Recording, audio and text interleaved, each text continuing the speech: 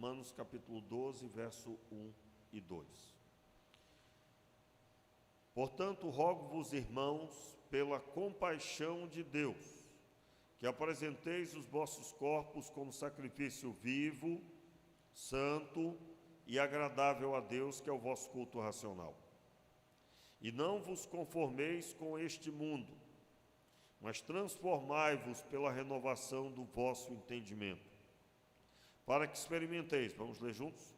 Para que experimenteis qual seja a boa, agradável e perfeita vontade de Deus. Vamos orar? Meu Pai, tenha misericórdia, nos abençoe com o entendimento da Tua palavra e a edificação plena. Oramos assim, meu Pai, no nome de Jesus. Amém e amém. Meus irmãos, nós estamos ministrando uma série onde o grande alvo da série de mensagens que estamos ministrando é nós experimentarmos a boa, perfeita e agradável vontade de Deus. Para isso, nós temos ouvido a explanação, o entendimento a respeito do versículo 1 do capítulo 12, que o apóstolo Paulo dá ênfase que nós devemos apresentar os nossos corpos como sacrifício vivo, santo e agradável a Deus. Eu me lembro que na primeira ministração que eu preguei, nós lemos os textos que falavam que esse culto é no corpo, através da nossa existência, e isso não no sentido espiritual, algo como que transcendente, alguma coisa que não pode ser vista, está lá no coração. Não, nós vimos que é uma obra palpável, vista pelos homens, atitudes novas, comportamento transformado, e é no corpo, nesta vida, e para a glória de Deus. E para que isso aconteça é necessário que a pessoa compreenda que não deve andar em pecado. Ela não deve ter o pecado fazendo parte da sua conduta. Note, não é normal um pneu furar toda hora, né? Me lembro de um determinado pregador que ele fez uma viagem pela África para uma obra missionária, e era uma viagem de muito mais de um dia, e ele contando sobre isso, um determinado amigo perguntou se havia acontecido de ter furado o pneu, e ele disse: olha, em toda aquela viagem, com terrenos diversos, com paisagens diversas, o pneu furou uma vez somente, uma única vez. E aquilo deu uma excelente ilustração sobre a vida do crente. Por quê? Porque na nossa rota, na nossa caminhada, não está previsto furar o pneu, está prevista a viagem. Já ouviu falar de alguém assim? Estou indo agora para uma viagem ali furar o pneu, né? Você não vai encontrar isso. Se tiver, pode crer que se toma um remédio, né, faltou, né? Não toma. Horrível isso, né? Mas é o entendimento que a pessoa não está bem, né? Estou indo ali para uma viagem furar o pneu. Não existe, você está indo para uma viagem, você está indo para um destino. Você está indo ainda que para pegar um ônibus, mas você não vai para ser assaltado, você não vai para alguma coisa ruim, um acidente, por exemplo. Eu estou indo ali para uma viagem, sofreu um acidente. Você não vai ouvir isso. Então nós, da nossa caminhada cristã, nós estamos caminhando sob que ótica? E aí eu quero falar um pouco sobre a caminhada cristã. Qual o propósito da caminhada cristã? Não é? Qual o meu alvo na minha caminhada com Cristo? Você vai encontrar pessoas que têm o entendimento, aliás, pregações, igrejas que a sua liturgia, as suas pregações, tudo que há nela gira em torno dos benefícios da vida cristã e benefícios materiais. Mas qual deve ser a visão de quem caminha a caminhada cristã? A visão que nós temos que ter é que nós estávamos mortos em nossos pecados e nós fomos transportados das trevas para a luz e estamos agora caminhando com Deus. Estamos na luz como Ele na luz está e nós temos comunhão com os nossos irmãos. Nós temos comunhão uns com os outros, utilizando aí as palavras de 1 João. Muito bem, então, na minha caminhada cristã, a grande notícia é que eu caminho agora com Deus. E não foi por mérito meu, mas foi por obra e graça dele que me alcançou. Em outras palavras, não há nenhum espaço aí para outra coisa que encha os nossos olhos. A grande notícia, a boa nova, é que nós estávamos perdidos e fomos achados. Estávamos doentes e Ele nos sarou, e essa doença se chamava pecado. Muito bem. Aonde está inserido bens materiais? Meus irmãos, o Senhor que dá pão dá semente ao que semeia e alimento a essa pessoa, multiplicará a sementeira. Isso está na caminhada cristã. Você adquirir bens está na caminhada cristã, se esse for o seu alvo, e é claro, todos que têm uma família para dar sustento, deve ter o projeto de sustentar o melhor possível sua casa, não é? O melhor possível. E aí alguém pode dizer, pastor, por que eu tenho que ter mais de uma casa, só uma está bom? Meu irmão, no mundo que nós vivemos há uma situação chamada aposentadoria. Não há pecado nenhum você pensar quando você estiver aposentado. Não há nenhum pecado nisso, pelo contrário.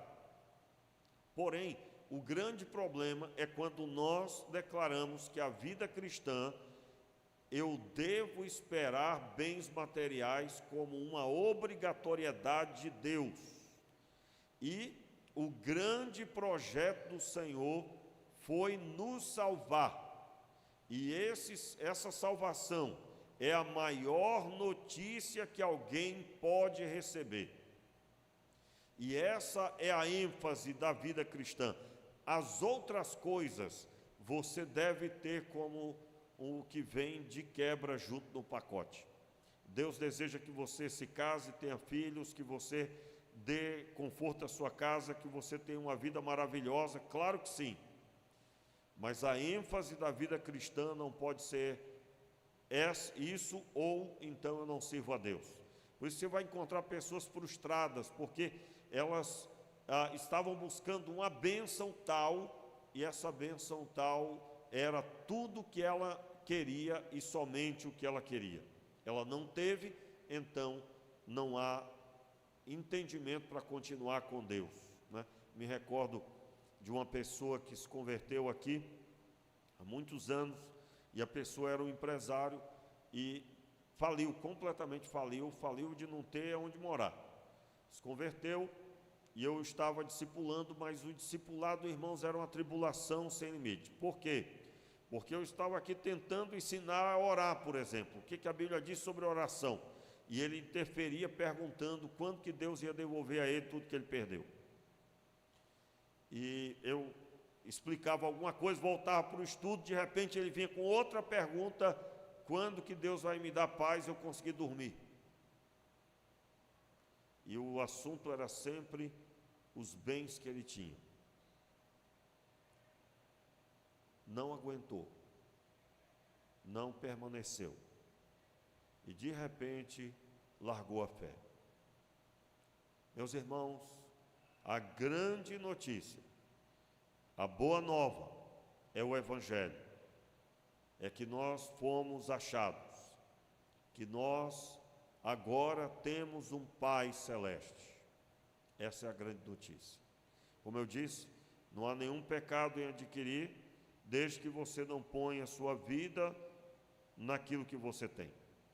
Então, a vida cristã deve ser endereçada a esse objetivo, eu caminho com Deus, Ele que me salvou, eu celebro a minha comunhão com Ele. Por isso eu leio a palavra para me alimentar, o alimento espiritual. Por isso que eu oro, porque eu falo com Ele a respeito do meu coração e da minha caminhada, dos meus desafios, daquilo que eu temo, das coisas que eu tenho para resolver. Eu compartilho com Ele e Ele compartilha comigo o seu poder. Meus irmãos, qual deve ser a visão sobre a igreja local, por exemplo? A igreja local é a constituição do corpo de Cristo. A igreja local é a constituição daqueles que tiveram essa experiência de ser, estavam perdidos e foram achados. E agora, reunidos, nós vamos viver em comunidade de fé, compartilhando das coisas do Senhor. E nos reunimos periodicamente para ouvirmos a palavra juntos, para adorarmos a Deus juntos. Mas essa reunião, ela deve ser parte de uma caminhada que eu conduzo 24 horas por dia na minha vida. Eu não venho à igreja ter comunhão com Deus. Eu já tenho comunhão com Deus e venho à igreja celebrar a Deus junto com os meus irmãos, porque a comunhão com Ele eu já tenho. Eu venho celebrar a Deus junto com os meus irmãos. E venho compartilhar com os meus irmãos aquilo que Ele tem feito comigo na minha vida. E haverá momentos que você não terá o que compartilhar, estará em tristeza por alguma tribulação, alguma situação. Mas ao seu lado, o propósito de Deus estabelecido deve ser que haja uma pessoa com isso, com testemunho, com o ombro amigo, com o auxílio para esse irmão que está em dificuldade. São 3 coisas necessárias para a vida cristã caminhar plena: uma vida de oração, leitura da palavra e comunhão com os irmãos. Por isso não existe fé cristã sem essas 3 coisas. Muito bem, o texto da palavra estabelece então este culto. Este culto só acontece sem a prática do pecado. Como eu disse, o pecado é um acidente, e acidente não se programa, não se tem sempre. Eu não estou sempre em pecado, não. Se o pecado bater à minha porta, e aqui, irmãos, eu preciso deixar claro, sempre procuro falar desse assunto, não é? Porque é muito importante, esse é um assunto seríssimo. Por quê? Porque há uma frequência muito grande de crentes que não se sentem recebidos por Deus, que confundem a tentação com a queda, estar caído. Como assim? Você vai caminhar no seu dia a dia, você terá ao seu redor a tentação quase que sempre, para não dizer sempre, não é? Você terá a tentação do pecado sempre diante de você. Pastor, quando eu estou em casa eu não tenho problema com isso. Meu irmão, se for assistir um filme, você vai ser tentado ali algum pensamento mal. Por exemplo, na época das novelas, qual era a grande situação das novelas? As pessoas, de repente, estavam desejando a morte de alguém. De repente, estavam com raiva de algum perfil. Eu me lembro desses assuntos. Na verdade, quando você assiste um filme, você poderá ser tentado daqui a pouco legalizar algum pecado, ainda que teoricamente. Mas o sentimento veio. E ali acontece a tentação. Daqui a pouco você vai começar a dizer, olha, nesses casos assim, eu sou até a favor de tal coisa, né? E aí você nem percebe que você é templo do Espírito Santo e que você permitiu que algumas coisas sejam legalizadas na sua visão. Então, aonde está a tentação? Você ceder e mudar diante de Deus para com a sua palavra, para com aquilo que Ele determinou na Escritura Sagrada. Então, é aquela pessoa que diz, olha, pastor, fulano mente muito, mas é uma pessoa maravilhosa. E aí, quando você menos espera, né, você vai estar dizendo, uma mentirinha ou outra, não tem problema não. Porque você vai aliar fulano, que é gente boa, a conduta mentirosa. E aí daqui a pouco você está dizendo, uma mentirinha só não faz mal a ninguém, né? Uma vez, uma pessoa disse para mim assim, pastor, eu também sou filho de Deus, pastor. E ele estava se referindo aos pecados dele. Aí eu não estou entendendo. Como assim? Se você é filho de Deus, é claro, ele está falando do jargão popular. A pessoa atribuindo a sua fraqueza. Só que esse jargão popular, irmãos, não combina com a Escritura Sagrada. Se eu sou filho de Deus, eu tenho inspiração pelo Pai. Eu tenho o meu coração voltado para as coisas do Senhor. Então, qual deve ser a conduta? A conduta clara, plena, de que eu estou sendo tentado, mas eu estrangulo os pensamentos que queiram entrar na minha mente para me conduzir à queda. E o que mais, pastor? Reformule sua conduta, reformule sua agenda, reveja o que você está permitindo estar ao seu redor, se está sob seu controle. Nós não temos o controle do ambiente que nós temos, meus irmãos. Nós não podemos determinar quem estará ao nosso redor do trabalho. Não poderemos determinar quem estará no meio da rua, por exemplo, quando estivermos passando. Mas nós podemos determinar no nosso coração o que vai ordenar, permitindo ou não tomar fôlego e aí automaticamente dar vazão ao pecado. Então, tendo a vida plena, então eu tenho como prestar verdadeiro culto a Deus. E aí eu me lembro que nós vimos sobre esse culto racional, que literalmente é um culto quando a minha vida está conectada com Deus, quando eu ando na presença de Deus e para a glória dele eu vivo. Nos últimos 2 cultos, nós começamos a ver agora sobre o que é, de onde vem esta vontade de Deus boa, agradável, perfeita, que ele promete no verso 2. Nós começamos a ver que é fruto do Espírito Santo, que o Espírito Santo, ele vai gerar vida e paz. Vida e paz. Paz significa estar completo. Isso é uma obra gerada pelo Espírito Santo. Então, eu gostaria de ler com você o texto de Gálatas, capítulo 3. Gálatas, capítulo 3, por gentileza, abra aí a sua Bíblia. Vá mais à frente um pouquinho. E abra em Gálatas, capítulo 3, por gentileza.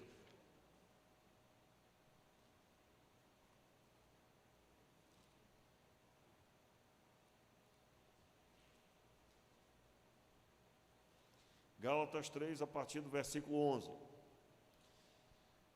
Diz assim a palavra: é evidente que pela lei ninguém será justificado diante de Deus, porque o justo viverá pela fé. Ora, a lei não é baseada na fé, mas o que fizer estas coisas, por elas viverá. Cristo nos resgatou da maldição da lei, fazendo-se maldição por nós, pois está escrito: maldito todo aquele que for pendurado no madeiro. Verso 14, vamos ler aqui na tela o verso 14 juntos. Para que a bênção de Abraão chegasse aos gentios em Cristo Jesus, a fim de que recebêssemos pela fé o Espírito prometido. Essa tradução da NAA considero a melhor de todas. Na tradução contemporânea, a diferença é a promessa do Espírito, dando a entender, dando uma vazão para o entendimento de que é a promessa do Espírito, como se o Espírito fosse promover algo. Realmente é, mas quando nós lemos o Espírito prometido, define absolutamente o objetivo. O que é que no Antigo Testamento era algo de poucos? A presença do Espírito Santo. O Espírito Santo vinha sobre sacerdotes, reis, profetas e sobre aqueles que o Senhor tinha um projeto específico. No Antigo Testamento, o Espírito Santo tinha uma conduta diferente do Novo Testamento. Homens movidos pelo Espírito Santo tinham força sobre-humana, dado pelo Espírito Santo. Muito bem, mas no Novo Testamento a ênfase é essa conexão pelo Espírito de Deus. Como eu disse, domingo nós demos ênfase que o Espírito de Deus que habita no crente, porque se não habita o crente nem é dele.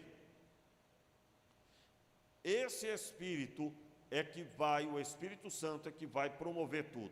E note, o texto conecta nesse versículo Abraão, as promessas que Deus fez a Abraão. Vamos lembrar que Deus prometeu a Abraão, quando ele entregou o seu filho, o seu único filho, o qual amava. O Senhor disse a Abraão: por causa disso, porque fizeste isso, em resumo, né? Em ti serão benditas todas as famílias da terra. Mais tarde você vai ver que Deus manifesta na família de Abraão diretamente, na pessoa de Israel, a nação de Israel. Só que o que ele faria a partir de Israel seria para todas as famílias. Deus estava preparando o caminho para trazer o seu filho ao mundo. E para trazer o seu filho legitimamente, ele precisava fazer aliança com o homem na terra. Esse homem tivesse a fé nele, e esse homem chama-se Abraão. E Deus fez aliança com Abraão, garantindo a legitimidade de trazer o seu filho ao mundo. E ele trouxe na descendência de Abraão, na descendência de Davi, ele trouxe o seu filho concebido por mulher, concebido em uma mulher, pelo Espírito Santo, melhor dizendo. Então, o texto da palavra, ele vai proceder agora. Eu preciso, aliás, observar com os irmãos melhor esse assunto. Agora eu gostaria que você abrisse sua Bíblia no texto de Isaías, capítulo 11. Isaías, no capítulo 11, o versículo é o versículo de 1 a 3, somente. Note aqui, esse texto, antes de lermos, enquanto você vai abrindo, né? Abra sua Bíblia aí mesmo. Esse texto fala da promessa do Messias. Jesus seria enviado da descendência de Davi. E o título aqui, o rebento de Jessé. Por quê? Porque Jessé é pai de Davi. E aí, a partir dele, claro que na época de Isaías, era como se estivesse se referindo a Davi, mas Davi já tinha morrido. E a palavra profética que Deus dá a Isaías é para o futuro. E aí o texto diz assim, ele se refere à vinda do Messias, que viria na semelhança do rei Davi. Diz o texto, versículo 1 do capítulo 11 de Isaías. O tronco de Jessé, do tronco de Jessé brotará um rebento, e das suas raízes um renovo frutificará. Repousará sobre ele o Espírito, aí Espírito maiúsculo, o Espírito Santo do Senhor, o Espírito Santo de sabedoria, o Espírito de sabedoria e de inteligência, o Espírito de conselho e fortaleza, o Espírito de conhecimento e de temor do Senhor. Note aqui, tudo isso endereçado ao Espírito Santo. Só um instantinho aqui antes de continuarmos a leitura. Já estamos chegando ao fim. Entenda aqui, por que eu pulei aqui para Isaías, né? O pastor agora girou minha cabeça. Vamos lá. Eu estou lendo a profecia de Isaías, que fala sobre o Messias, que fala sobre o Cristo que nos salvou, que já veio e nos salvou. Mas eu estou lendo para que nós possamos ver o que Deus disse a respeito do Cristo. Por quê? Porque tudo que manifestou na vida do Cristo, do Messias, estava endereçado a nós. Então, eu vou passar agora, como discípulo, a compreender melhor o que eu devo esperar do Espírito Santo, que é o Espírito prometido. Amém, queridos? O que Jesus veio e viveu era o que Adão deveria ter vivido. Claro que seria em outra ótica, mas a ótica principal dos dois, a santidade de andar com Deus, de ter comunhão com Deus. Muito bem, e aí vem, note aí o verso 2 mais uma vez: repousará sobre ele o Espírito do Senhor, o Espírito de sabedoria, de inteligência, o Espírito de conselho e de fortaleza, o Espírito de conhecimento e de temor do Senhor. Ele se deleitará no temor do Senhor, não julgará segundo a vista dos seus olhos, nem repreenderá segundo o ouvir dos seus ouvidos. Só até aí. Vamos ler o verso 4. Verso 4 também. Mas julgará com justiça os pobres e repreenderá com equidade os mansos da terra. Ferirá a terra com a vara da sua boca e com o sopro dos seus lábios matará o ímpio. Note, o texto da palavra fala sobre o Espírito Santo que repousaria sobre ele, e que o mesmo Espírito, o Espírito Santo do Senhor, ele é também o Espírito de sabedoria e de inteligência. Note aqui, você está lembrado das palavras de Paulo, quando ele diz assim: aquele que não tem sabedoria, peça a Deus, que a todos a dá. Paulo escreve isso. Paulo proferiu essa palavra. De onde que eu posso entender? Como que eu posso compreender? O Espírito Santo está aí dentro de você. Você recebeu o Espírito da promessa. Você não tem sabedoria. Eu quero lembrar você que esse é o Espírito que deu sabedoria aos artesãos para construir o tabernáculo e para construir o templo. Quero lembrar você que homens foram extremamente usados por Deus, movidos pela sabedoria dada por Deus, e o exemplo maior deles é Salomão. Espírito de sabedoria e de inteligência. Há uma diferença de sabedoria e de inteligência.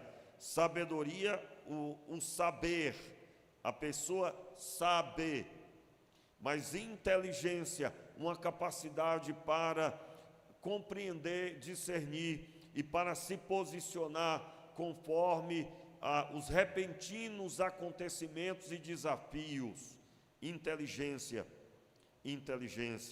O espírito de conselho e fortaleza. Quem sabe um dia nós vamos proferir aqui exemplos na Bíblia da manifestação dessa leitura na prática. O espírito de conselho e fortaleza. Note, o espírito, aí se refere ao Espírito Santo, de conselho e de fortaleza.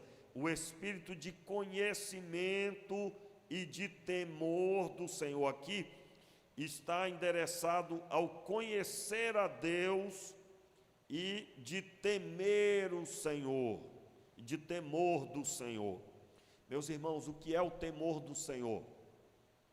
O temor do Senhor é a plena convicção de que se caminha na presença de Deus, e Deus está ali diante dele, e ele está diante de Deus, e a pessoa se porta diante de Deus conforme temor do Senhor.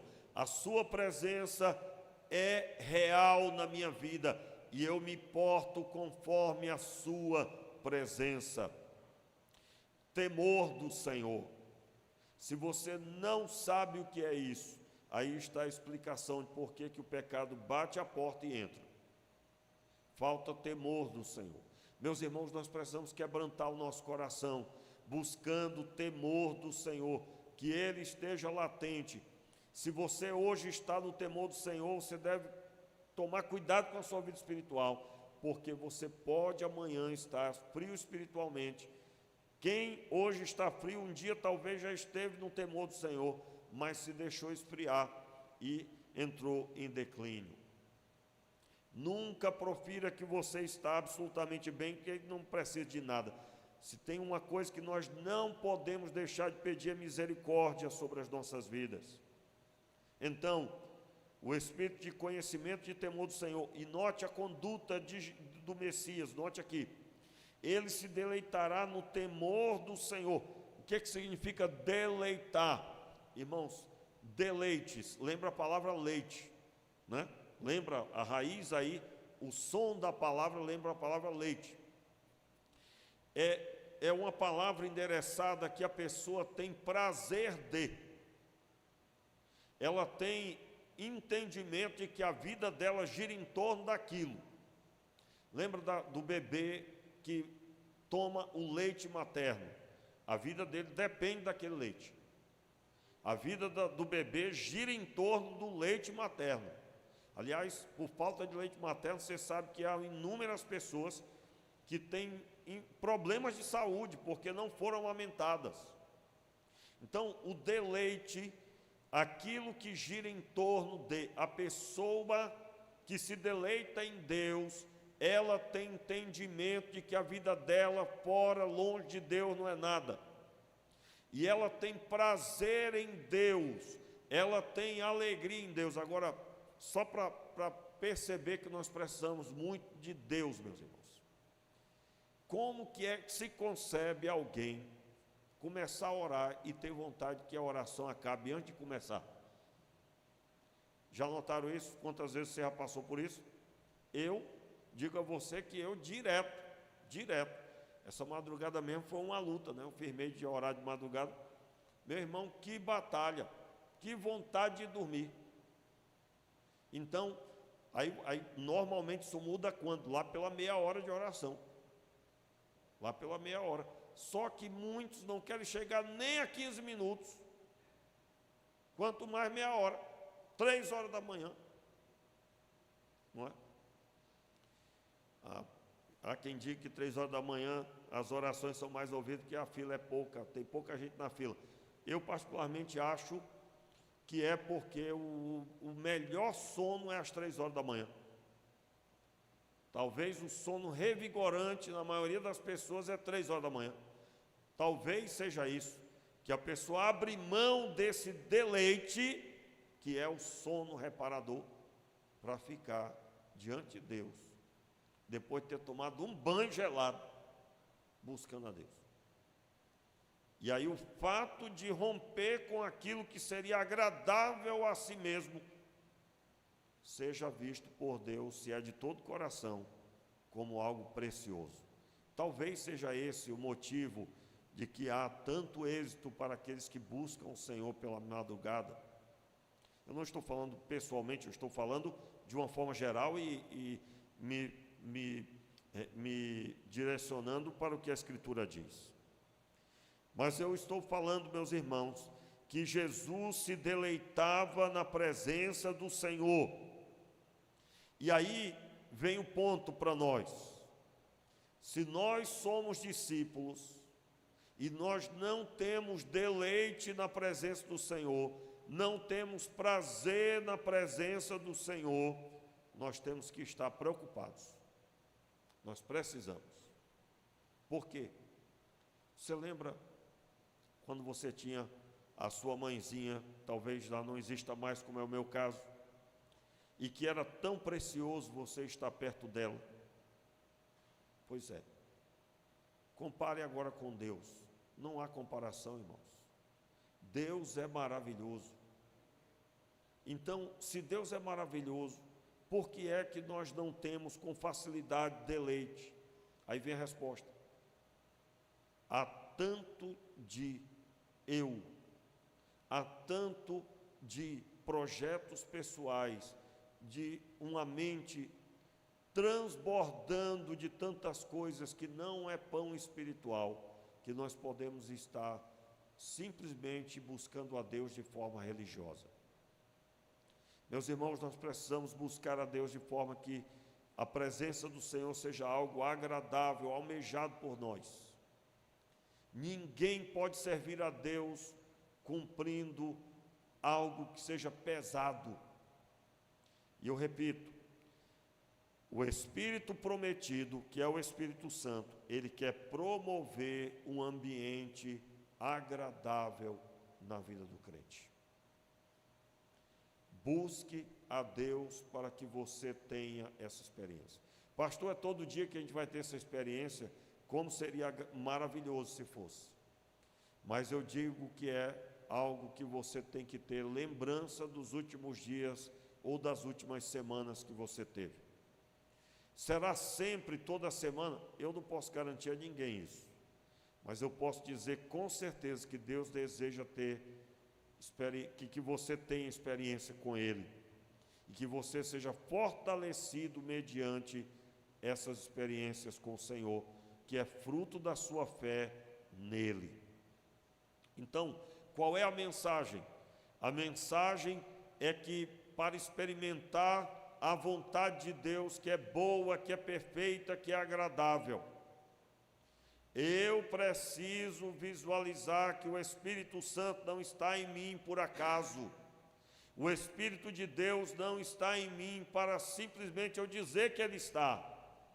Mas Deus deseja me conduzir ao temor do Senhor. Deus deseja me conduzir a eu me deleitar na presença do Senhor. E eu quero desafiar você a buscar a Deus, para que na sua vida se manifeste tudo isso. Vamos ficar de pé, vamos orar. E eu quero pedir a Deus por nós todos. Meu Pai, tenha misericórdia de nós. Nos ajude, Senhor, na nossa caminhada. Nos ajude, Senhor, na observância das nossas próprias vidas. Senhor, se há algum de nós que não está pleno, que não entendeu a fé, ou que talvez, Senhor, não está nem perto, está muito distante da realidade que o Senhor deseja, revela-nos, Senhor, e nos ajude a te buscar, nos ajude a buscar a tua face, nos dê anseio por ti, nos dê anseio por viver, Senhor, conectados genuinamente ao Espírito Santo da promessa. Nós oramos, Pai, sabendo que essa geração, ela necessita de homens e mulheres que se deleitam em Ti e que têm temor do Senhor genuinamente.